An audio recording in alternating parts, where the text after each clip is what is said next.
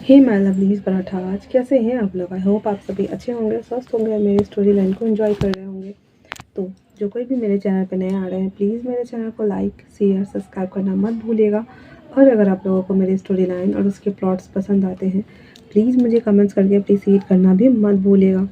आप लोग को जैसा भी लगे मुझे ज़रूर बताइएगा। तो चलिए हम नेक्स्ट एपिसोड में आगे बढ़ते हैं। जैसा कि लास्ट पार्ट में हमने देखा था, वांग जी विंग के लिप्स को कैप्चर करके उसे सक कर रहा होता, जो कि उसकी पूरी बॉडी सेंसेशन से भरी हुई थी और वो अराजेशन फील कर पा रहा होता है। विंग वांग जी को खुद से अलग करते हुए कहता है, आपको ऑफिस जाना है ना, तो आप प्लीज़ जाओ। वांग जी उसे देखते हुए कहता है, क्या तुम नहीं चाहते ये सब? विंग कहता है, बाद में, अभी डांसिंग की ज़रूरत है ना मुझे, तो आप जाओ बाद में। इतना बोल करके वो फटाक से भाग जाता है किचन एरिया में, जहाँ पे उसे उसकी सांसें हैवी हो चुकी थी और वो सा फील कर पा रहा था। वांग जी अपने इमोशन की कंट्रोल करने का ट्राई कर रहा था, क्योंकि वो सच में अभी बहुत ज़्यादा हॉर्नी हो चुका था।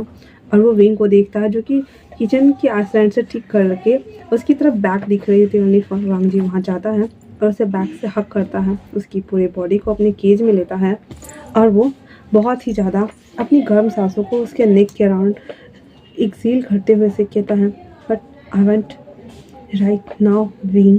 और इतना बोल करके उसके पैंट्स को वहीं पे खोलना शुरू कर देता है। विंग जो कि पैनिक हो गया था, वो कहता है, ये आप क्या कर रहे हैं? हाँ, तो वांग जी कहता है, वही जो तुम सोच रहे हो विंग, आई कांट कंट्रोल। और इतना बोलने के साथ ही उसके पैंट्स को वो नीचे कर देता है और उसके बाद अपने हार्डी को बाहर निकालता है और वो ऐसे ही विंग को आइसलैंड पे ही टिका देता है। और फिर उसके साथ वो वहीं पे उसी पोजीशन में बिना विंग को प्रिपेयर किए हनीफर किस करने के बाद ही, जो कि वो अराउज्ड हो गया था, इसी पोजीशन में उसकी पट के इनसाइड अपने हार्डी को इन करता है और उसे थ्रस्टिंग देना शुरू करता है। विंग जो कि अपने आप को बचाने के लिए दोनों तरफ से आइसलैंड को टिक के पकड़ा हुआ था और वांग जी लगातार उसे थ्रस्टिंग पे थ्रस्टिंग दिए जा रहा था। वांग जी की ऐसी हरकत देखकर विंग तो पहले पूरा एकदम उसे अजीब हो रहा था कि ये क्या कर रहा है। दिन का टाइम है, ऊपर से हम किचन एरिया में हैं, लेकिन वांग जी को कोई फ़र्क नहीं पड़ रहा था। उसके दिमाग में अभी ओनली फॉर विंग को वो खाना चाहता था और वो बस वही कर रहा होता है। उसे कोई फ़र्क नहीं पड़ रहा था कि वो किचन एरिया में है या फिर कहाँ पे है। वांग जी ओनली फॉर उसे कंटिन्यूअसली थ्रस्टिंग पे थ्रस्टिंग दिए जा रहा था और विंग से कहता है, wing can you enjoy it? Wing जो कि सोच में डूबा हुआ था, उसने ध्यान नहीं दिया कि वांग जी ने उसे कुछ कहा। फिर वांग जी कहता है, wing I want answer. Wing कहता है, हाँ हाँ हाँ।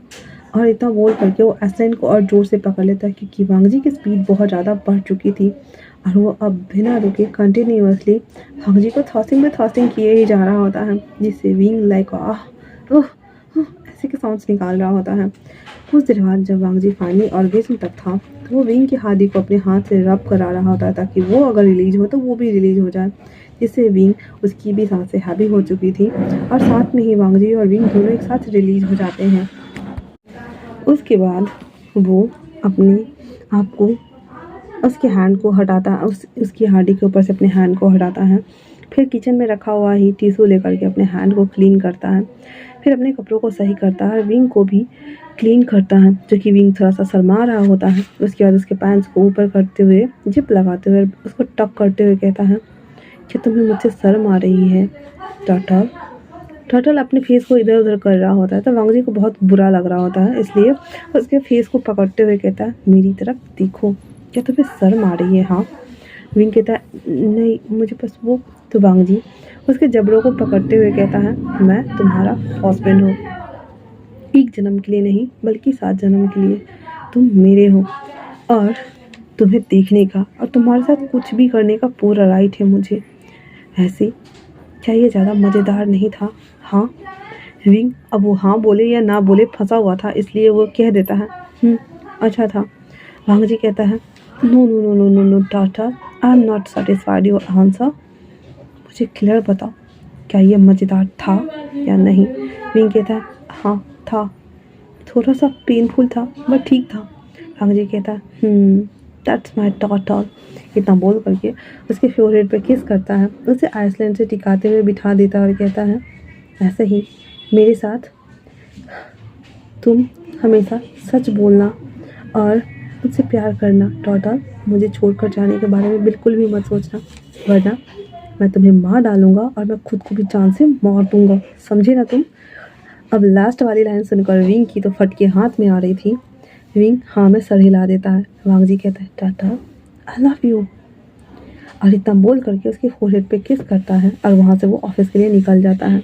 वहीं दूसरी तरफ फैंसिंग जो कि अपने कमरे में चला गया हुआ था, हालांकि उसने किसिंग की साउंड्स तो सुने थे, लेकिन जब विंग ने उसे धक्का दे दिया था और साउंड्स बंद हो गए थे, तो फैंसिंग रूम से बाहर आया था और वो विंग को जैसे ही आवाज़ लगाने वाला होता है तो देखता है कि उसका भाई विंग के किस तरह से उसके पैंट्स को जिप को ओपन कर रहा है। बेचारा वो शर्मसार हो गया था और वहाँ से भाग जाता है उल्टे पैर अपने कमरे में।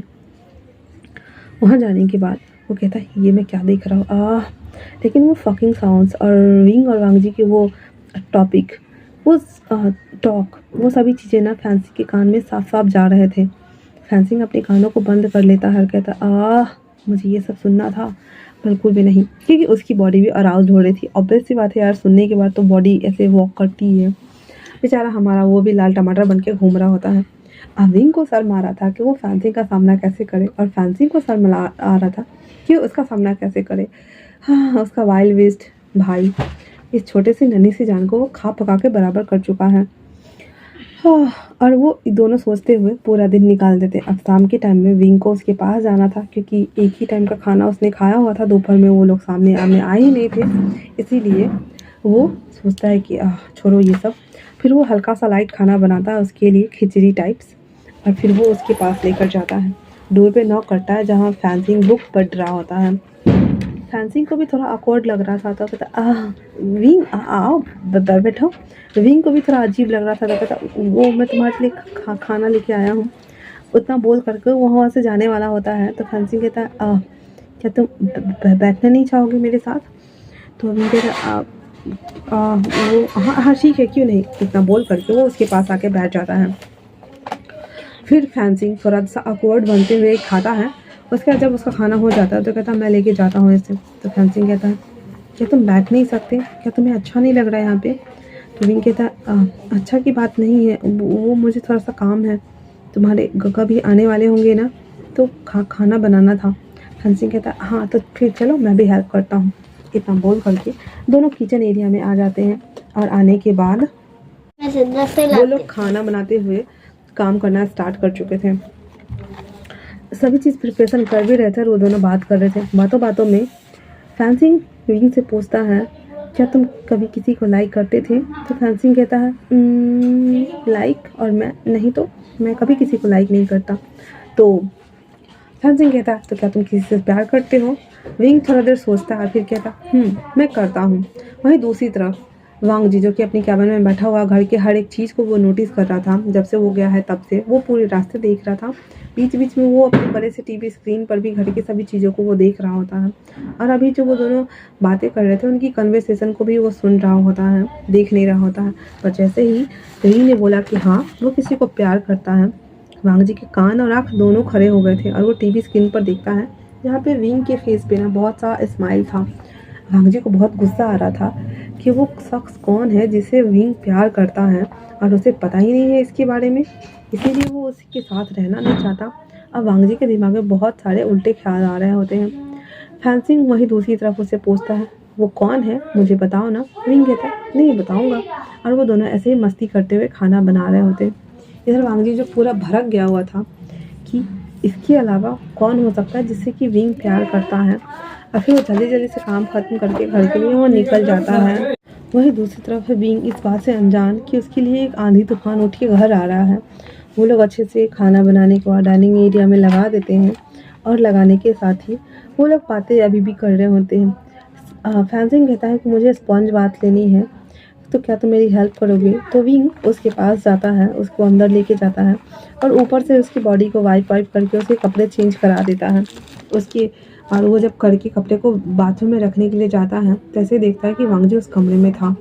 तो विंग कहता है अरे आप आ गए, आप फ्रेश हो जाइए, हम लोग खाना खाते हैं। वांग जी सीधा विंग के हाथों को खींचता हुआ गैलरी की तरफ लेके जाता है जो कि बाहर साइड का था, और उसे उस छोड़ते हुए कहता है कौन है वो, आखिर कौन है जिसे तुम प्यार करते हो। विंग पूरा कंफ्यूज, वो कहता है आप क्या कहना चाह रहे हैं? वांग जी का गुस्से का पारा बहुत बढ़ा हुआ था। वो उसको खींच के सीधे पूल एरिया में लाता है, क्योंकि अंदर फेंसिंग था तो उसकी बात सुन सकता था। वहाँ लाकर उसे खड़ा करते हुए कहता है, मैं आखिरी बार पूछ रहा हूँ, कौन है वो? हाँ। विंग को अभी भी समझ में नहीं आ रहा कि आखिर ये शख्स पूछ क्या रहा है। भाई क्लियर तो बोल दो। बट विंग जो कि कंफ्यूज लग रहा था, वांग जी जब देखता है कि वो कोई आवाज़ नहीं दे रहा है तो उसे सीधे पानी में धक्का दे देता है। पानी जो कि बहुत ज़्यादा ठंडा था रात होने के कारण, वो सीधे कपकपाने लगता है।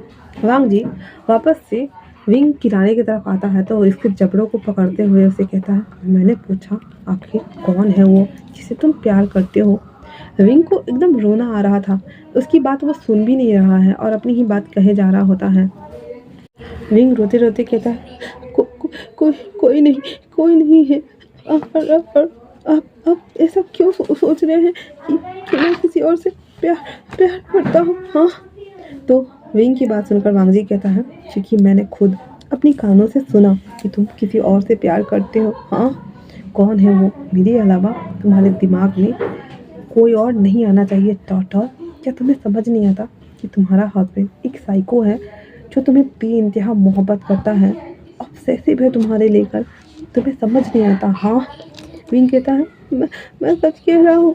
कोई नहीं है, कोई नहीं है। मुझे ठंड लग रही है, प्लीज़ मुझे निकालो।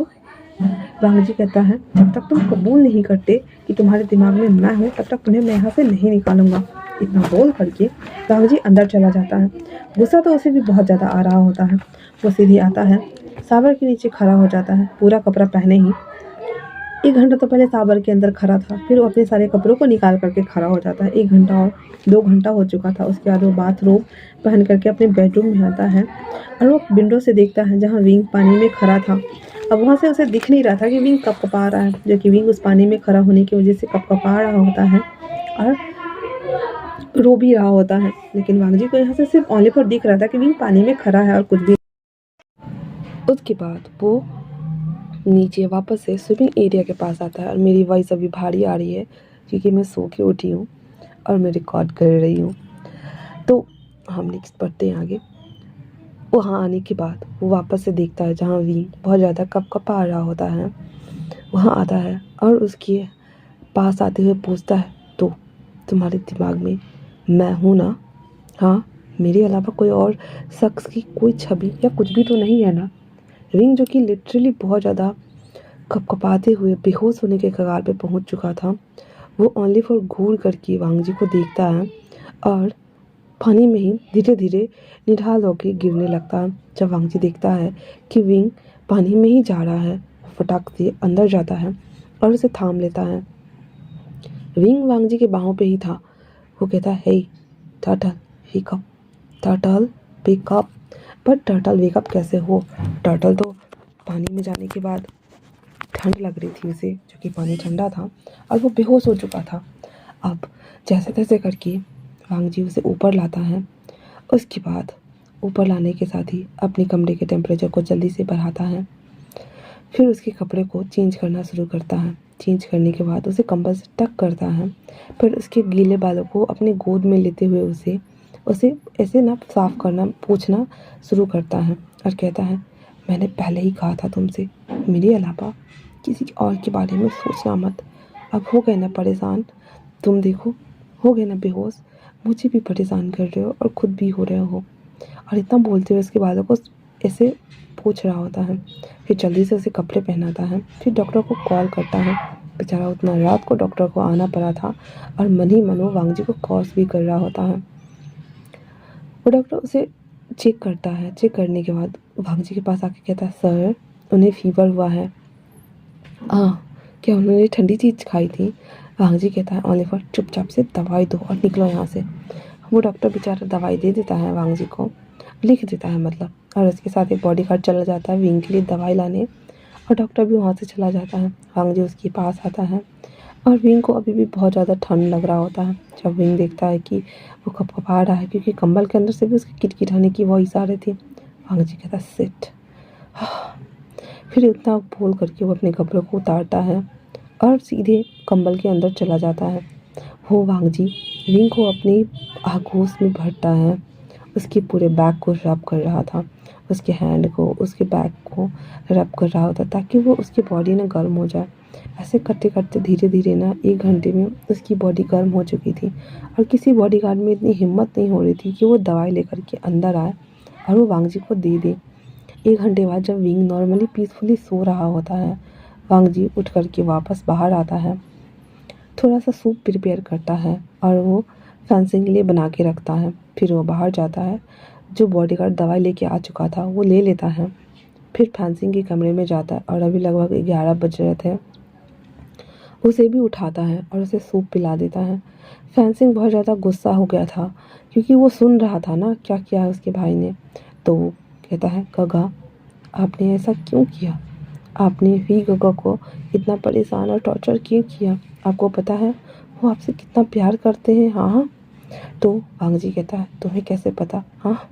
तो फेंसिंग कहता है, मैं जानता हूँ, इस घर में कैमरे लगे हुए हैं जो आपके फ़ोन से कनेक्ट है और आपने हमारी कन्वर्सेशन सुनी ना, पर आपने क्यों नहीं सोचा कि वो नहीं बता रहे थे कि वो आपको पसंद करने लगे? आपको क्यों लगता है कि वो किसी और को पसंद करते हैं? हाँ। तो वांगजी कहता है, क्योंकि क्योंकि और फेंसिंग कुछ नहीं कहता क्योंकि वांगजी कैसे बोले कि उसने तो विंग का किडनैप करवाया था, धन ज़बरदस्ती शादी की थी और अब ये सब हो रहा है, तो उसे बिलीव करना थोड़ा सा मुश्किल हो रहा था। ऊपर से वो तो उसे टॉर्चर करने के लिए लाया था, लेकिन बेचारा खुद ही उससे प्यार करने लगा, तो उसके लिए ये टॉर्चरेबल हो रहा था।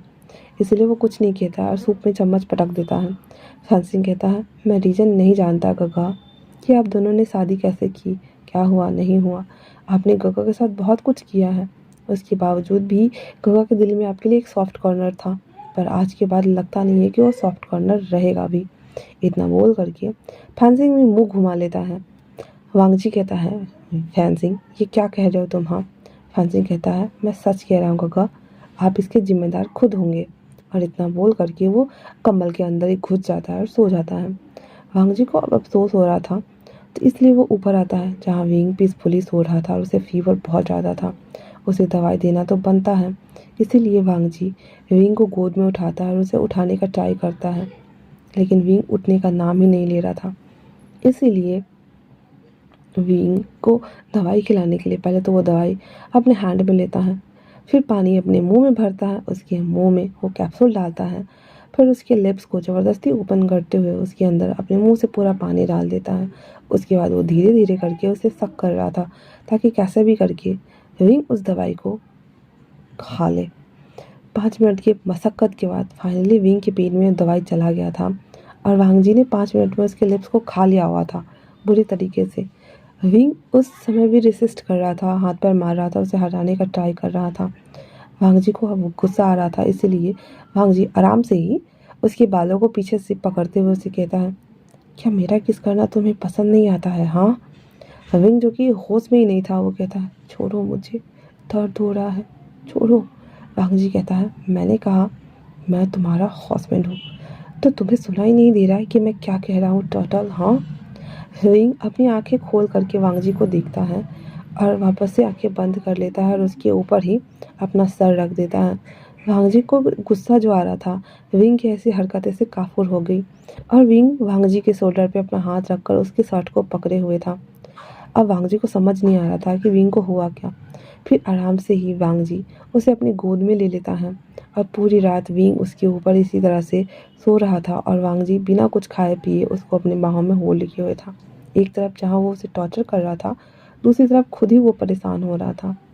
अगले दिन लगभग 12 बजे के आसपास विंग और वांगजी दोनों की नींद खुलती है। विंग का बुखार जा चुका था और जब वो देखता है कि वो वांगजी के गोद में, पहले तो वो उठता है तो उसकी आँख खुलती तो देखता है कि वो बाथरोब के ऊपर सो रहा है। तो वो धड़फड़ा के जैसे ही उठने वाला होता है तो वांगजी ने उसको टाइटली हग किया हुआ था, तो वो नहीं उठ पा रहा था। तो वो जैसे ही देखता है कि वो वांगजी के ऊपर है, तो कहता है, इसने पहले तो मुझे सजा दी, मुझे पानी में ले जाके फेंक दिया और अभी देखो मुझे होल्ड करके सो रहा है। उसे रात वाला कुछ भी याद नहीं था ज़्यादा बुखार में होने की वजह से।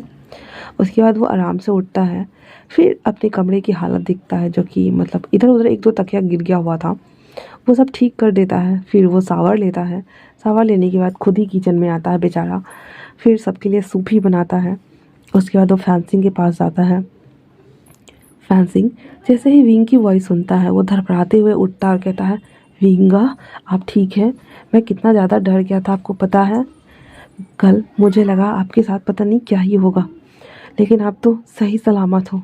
विंग कहता है, सही सलामत का क्या मतलब? फिर फैंसिंग अपने मन में कहता, ओह मैं तो भूल गया था, विंगा तो उनके हस्बैंड है ना, फिर उन्हें कैसे हार्म कर सकते हैं गग्गा? वो कहता, कुछ भी नहीं गग्गा, आप यहाँ? तो कहता, हाँ मैंने सूप बनाया है, साथ में तुम्हें स्पॉन्ज बाथ भी तो देना था। कहता, नहीं गग्गा, मैं खुद चला जाऊँगा नहाने। विंग कहता है, फैंसिंग ये मेरी ड्यूटी है, प्लीज़ मुझे कर ले दो। इतना बोल करके उसको बाथरूम ले जाता है, उसे नहलाता है, फिर उसके दूसरे कपड़े पहना करके उसे डाइनिंग एरिया में लेकर के आता है, फिर उसे सूप देता है पीने के लिए। उसके बाद उसे दवाई देता है पीने के लिए। वहीं दूसरी तरफ जैसे ही विंग उठा था तो बॉडी वेट हल्की हो जाती है ना, तो थोड़ी देर बाद वांगजी की भी नींद खुल गई थी, तो देखता है कि वो यहाँ नहीं है। तो वो जैसे ही उठ के बाहर जाने वाला होता है, फिर उसे याद आता है कि एक और वॉशरूम चेक करे, तो वॉशरूम लॉक था। वो समझ गया कि विंग अंदर ही होगा, तो वो वापस से बेड पे आके लेट जाता है। जब विंग सावा लेके बाहर आया था तो वांगजी अपनी आईज ओपन करके उसे देख रहा होता है, किस तरह से वो अपने बालों को बना रहा था, किस तरह से वो रेडी हो रहा था। उसके बाद वो वहाँ से सीधे नीचे आता है, तो वांगजी ये सब चीज़ देख रहा था, इसलिए वो कुछ नहीं करता। उसके बाहर जाते ही वो उठ के वॉशरूम चला जाता है, शावर वावर लेके रेडी हो जाता है वो भी, क्योंकि दोपहर हो गया था और काम करने जाना ही था। तो देखता है कि फैंसिंग के साथ वो बैठ के बातें कर रहा है। वांगजी को जैसे ही देखता है विंग और फैंसिंग, तो दोनों चुप हो जाते हैं, और वांगजी जैसे ही वहाँ पे आके बैठता है, वांगजी को थोड़ा अजीब लग रहा था, क्योंकि वो दोनों उसको कुछ नहीं बोल रहे थे और चुपचाप से विंग ने जो सूप बनाया था वो पास कर देता है। जैसे ही वांगजी उस सूप अपने मुंह में लेता, उसमें नमक थोड़ा तेज हो गया था। वो ऐसे खांसते हुए विंग को घूर के देखता है। अब विंग को डर लग रहा था उससे, इसलिए वो कुछ नहीं बोला था। वांगजी कहता है, इसमें नमक बहुत तेज है, तुम्हारा ध्यान कहाँ था टर्टल? हाँ। विंग कुछ भी नहीं बोल रहा था। फिर जब देखता है कि फैंसिंग भी कुछ भी नहीं बोल रहा है, तो वो कहता है, विंग विंग कहता है, आई एम सॉरी, मुझे मुझे नहीं पता कैसे हो गया, मुझे खाना बनाना नहीं आता है। और इतना बोल करके वो सर नीचे कर लेता है। वांगजी उसकी तरफ हाथ बढ़ाने वाला होता है, तो विंग थोड़ा पीछे हो जाता है, जिसे देखकर वांगजी को बहुत ज़्यादा गुस्सा आ रहा था। वो अपनी जगह से खड़े होते हुए कहता है, क्या तुम्हें मुझसे डर लग रहा है? हाँ। तो विंग कहता है, नहीं तो मुझे नहीं लग रहा है। तो वो दूसरी तरफ मुड़ते हुए फैंसिंग से कहता है, फैंसिंग क्या तुम्हें मुझसे डर लगता है? तो फैंसिंग चिल्लाते हुए कहता है, हाँ मुझे आपसे डर लगता है। क्यों नहीं लगेगा भला, बताइए मुझे। आप कभी भी किसी को भी इंसान समझते हो? गगन और हमने ओनली फॉर बातें की तो आपने उन्हें पनिश कर दिया, अब मेरे साथ क्या करोगे? हाँ, वैसे भी मेरा टांग टूटा हुआ है, और दूसरी बात, अब तो मेरी शादी हो गई है ना, तो आप फिर मुझे अपने पास क्यों रखे हुए हैं? क्या मेरे हस्बैंड को मुझे ले जाने के लिए आपने परमिशन नहीं दिया है? हाँ, नहीं ही दिया होगा, उन्हें भी आपने डरा ही दिया होगा। आपको पता है मुझे कितना बुरा लगता है? एक तो वैसे भी मेरा कोई पार्टनर नहीं था, जब आपने मुझसे बिना पूछे ही मेरी शादी कर दी, तो फिर मुझे मेरे हस्बैंड के पास छोड़ क्यों नहीं देते मेरे हाल पे? अब क्यों दिखाते हैं कि आप सबसे प्यार करते हैं और आप सब कुछ ठीक कर देंगे, जबकि आप सबको डरा धमका कर रखते हैं गग्गा। और इतना बोल करके फैंसिंग अपने कमरे में चला जाता है। विंग जब देखता है फैंसिंग को इस तरह से जाते हुए, तो चुपचाप से वो अपनी जगह से उठ के खड़ा हो जाता है। भांगजी उसके पास आता है तो विंग थोड़ा पीछे हो जाता है। भांगजी उसके करीब आते हुए उसे करीब खींचते हुए अपनी बाहों में भरते हुए कहता है, क्या सच में ऐसा लगता है कि मैं ऐसा ही करता हूँ? विंग कुछ भी नहीं बोल रहा था। वांगजी चिल्लाते हुए बोलता है, मैं तुमसे कुछ पूछ रहा हूँ, जवाब दो मुझे। तो टर्टल विंग कहता है, हाँ आप सेल्फिश है, सिर्फ और सिर्फ अपने बारे में सोचते हैं।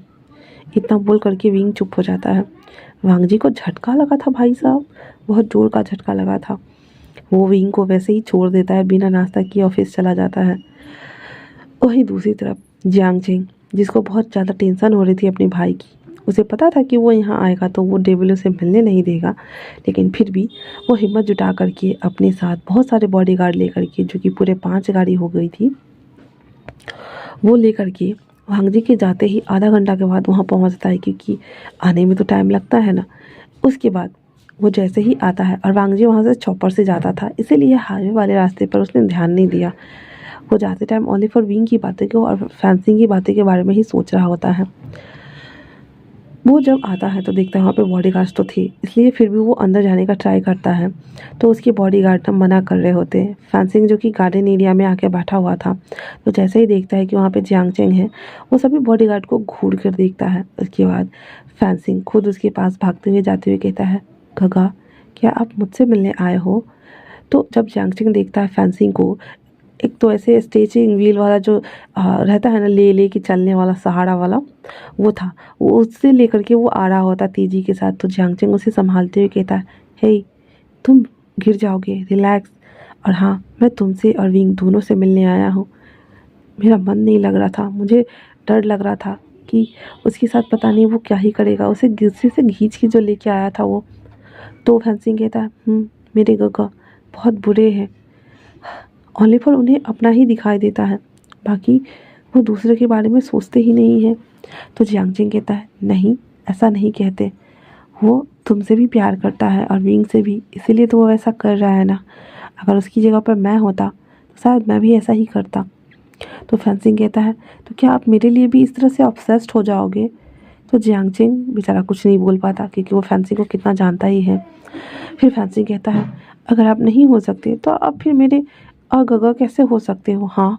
तो जियांगचेंग मुंह बनाते हुए कहता है, क्या मतलब है तुम्हारा? हाँ, मैं तुम्हारा गगा कैसे नहीं हो सकता?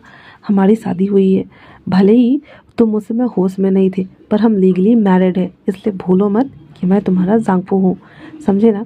तो फैंसिंग अपनी उस छड़ी को छोड़ देता है और वो लड़खड़ाने वाला होता है, लेकिन फिर भी वो जियांगचेंग उसको होल्ड करता है। जिसके बाद फैंसिंग उसके गले में हाथ डालते हुए कहता है, तो आचिंग और गगा मुझे होल्ड कीजिए अपनी बाहों में, क्योंकि मैं भी फील करना चाहता हूँ इस एहसास को। और इतना बोल करके वो सीधे उसके और करीब आ जाता है। बेचारा जियांगचेंग, उसके तो गाल वाल सारे लाल हो गए थे और बॉडीगार्ड दूसरी तरफ मुड़ गए थे।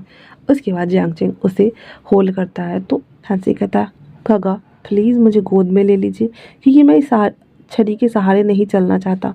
तो फैंसी कि ऐसा बोलने से जियांगचेंग उसे अपनी गोद में ले लेता है और वो इशारा करता है गार्ड को, वो छड़ी से उठा लो। उसके बाद फैंसिंग को लेकर के वो अंदर आता है, जहाँ पे विंग घर का काम कर रहा होता है। सबसे पहले तो फैंसिंग को वो ला कर के हॉल में बिठा देता है।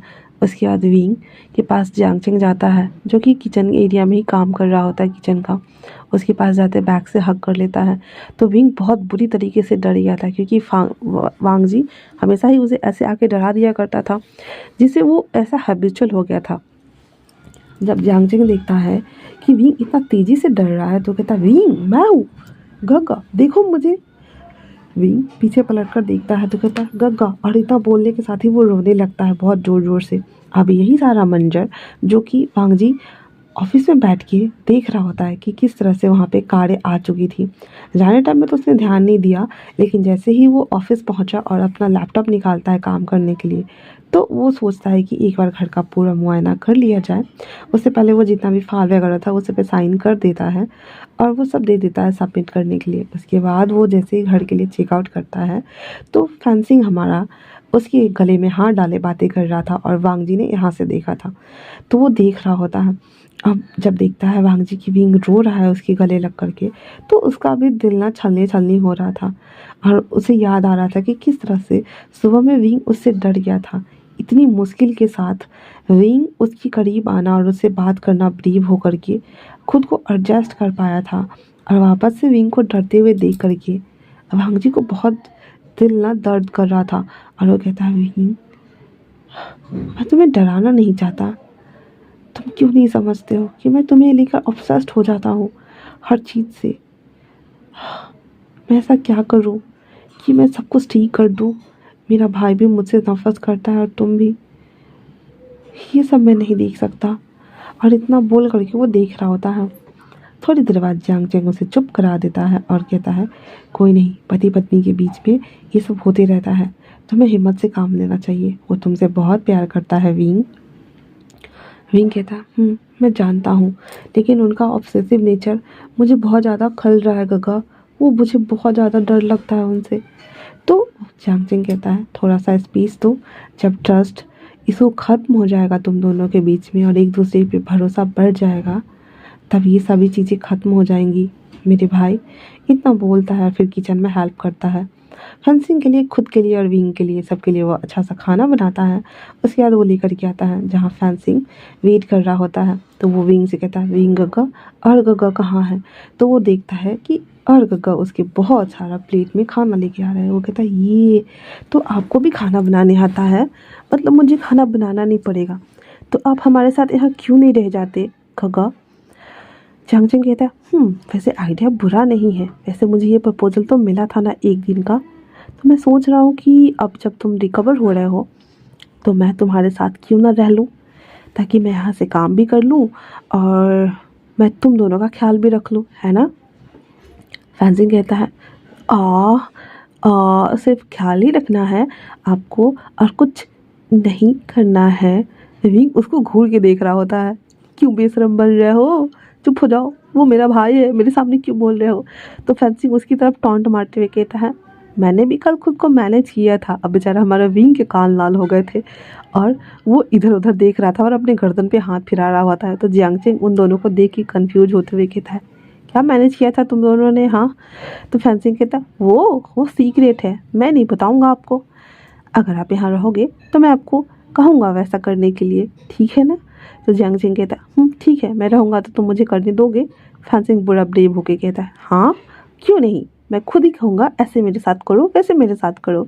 और बेचारा विंग वो पूरा पानी पानी हुए जा रहा था और उसको घूरते हुए दांत मुंह बनाते हुए कहता, चुप हो जाओ वरना मैं तुम्हें ना गार्डन में ले जा करके रस्सी के ऊपर टांग दूंगा सूखे कपड़े के जैसे, समझे ना?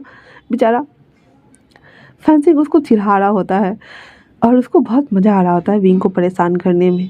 फिर उसके बाद जियांगचेंग कहता है, अच्छा अच्छा बातें बहुत हो गई, खाओ तुम लोग।